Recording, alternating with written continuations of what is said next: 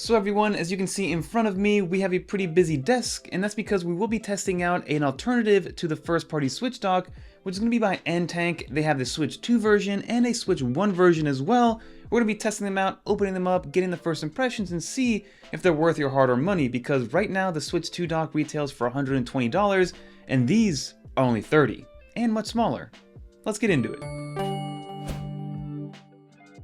Well, everybody, as you can see, I have my Switch 2 right here, which I've been absolutely loving. I've been playing so much Mario Kart and a lot of Pokemon Brilliant Diamond as well. As you can see, it's my most recently played game, but one of my biggest gripes is that this Nintendo Switch 2 dock, while albeit does have some added benefits by having a fan in here, which compared to last year's model doesn't, this thing is a tank. This thing is huge, and if you want to be portable with it, it's pretty much not really a portable solution. So if you want to bring your Switch with you and dock it maybe at an Airbnb, or maybe you want to take it on vacation with you, or just bring it to a friend's house, well, albeit it will fit in a bag, it's too big in my opinion, right? So there are some alternatives which I've been seeing and I wanted to get my hands on. So we're going to be opening up the Switch 2 version, and of course we're going to be seeing the size differences, but I'm also going to see if you're omitting something or sacrificing something, because again, for $120, this is very expensive in my opinion, albeit it does bring the power brick and it does bring an HDMI cable, which it looks like, depending on the size of this box, it doesn't really look like that's going to be included in here,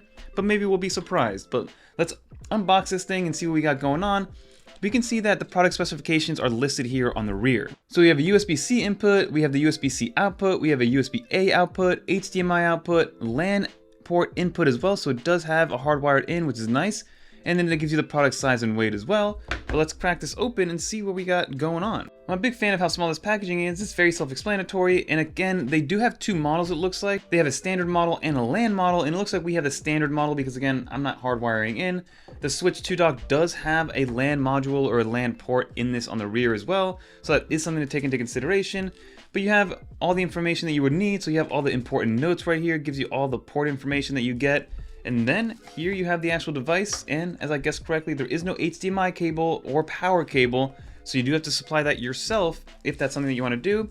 But this is what it looks like. So this is the Switch 2 docking station by Antank, and again, you have the USB-C port right here. It looks like you have an LED light indicator right here. On the rear, you have your HDMI, your USB-C, a USB-A Gen 2 port, and then a regular USB-A port, and then you have this button right here, which I'm assuming is to turn it on, but let's see exactly what we got going on here. So now before we plug everything in, let's just kind of see what this package looks like. So it does have that little input here. So you see you have a USB-C port, and then you have kind of like an empty port right here, but this is just to solidify and put it into place. And you can see that it matches up nicely right there. So if we put this in here, that is a nice little package, and it stays on. That's kind of cool. I'm a big fan of that. And look at, compared to this thing, come on now. This is crazy. This is so much smaller, so much more compact, so much prettier to look at, I'm not gonna lie. Now you can actually display your Nintendo Switch, because this thing hides away your Nintendo Switch, which I'm just not a fan of. The Switch itself is a beautiful device, so I don't know why you'd want to hide it. But let's plug it into power first and see if it actually works. So I removed the Nintendo Switch real quick. We're gonna plug this in and see if we get any feedback or an LED light indicator. And we actually do get a little blue LED light indicator that does turn on. And if we place this down, get the Switch, put it into place, LED goes on, console battery at 100%, so it is fully charged already because I charged it last night, but it seems to be working perfectly. And I like how you can showcase the device. It's not hiding it behind the big docking station. Now, albeit there is no fan, which is something people want to take into consideration, but again, it's open as well, so there's a lot more room for air to flow through. According to them, it is angled at the perfect 70-degree angle to allow for the best amount of airflow, which I don't know if that's mumbo jumbo or anything, but for the most part, I do think this is going to be more than fine for most people. But now let's test this thing out and see how it works plugged in and if it works. So I'm going to do this the best way that I personally know how, on the go especially, which is going to be on the iPad. If you guys haven't seen how to do this, I'm going to link a video down below called Orion, but I'm going to plug in the HDMI cable on the rear here, so I'm plugging it into the rear of the new Antank dock, as you can see. Then I got to grab my capture card, plug it in. I open up my Orion app over here on my iPad Pro. Let's plug this thing in and see what kind of magic happens here.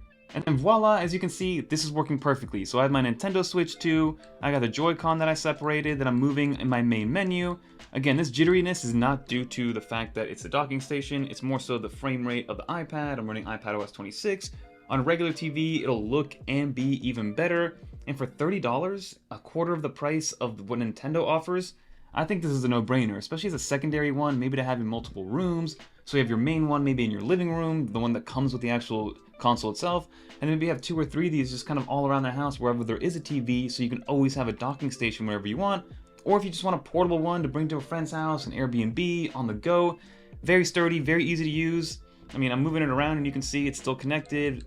There is no lag or anything like that, so this is definitely a swipe right for me. And for $30, again, it doesn't come with an HDMI cable or a power cable either, but you can easily get that for under $20 on Amazon. So for under 50 bucks, you have a brand new docking station that works with your Switch too. So this is gonna be, like I said, a swipe right for me. Highly, highly recommend it. I'll leave it linked down below. And instead of opening this Switch 1 version, because I don't really need this one, head over to Twitter. I'm going to put it right here. Maybe I'll do a little giveaway for you guys as a thank you for following along with the channel. So if you are a Switch 1 user, head over to Twitter and I'll give one of these away in about a week's notice, and all the information will be down there, and I'll leave that post down below as well. But that'll do it for this video, everybody. Let me know with a comment down below what you think. Are you in the market for a smaller docking station to have them all over your room? Have you been liking the Switch 2? Are you a fan of the big one that comes with the actual console itself?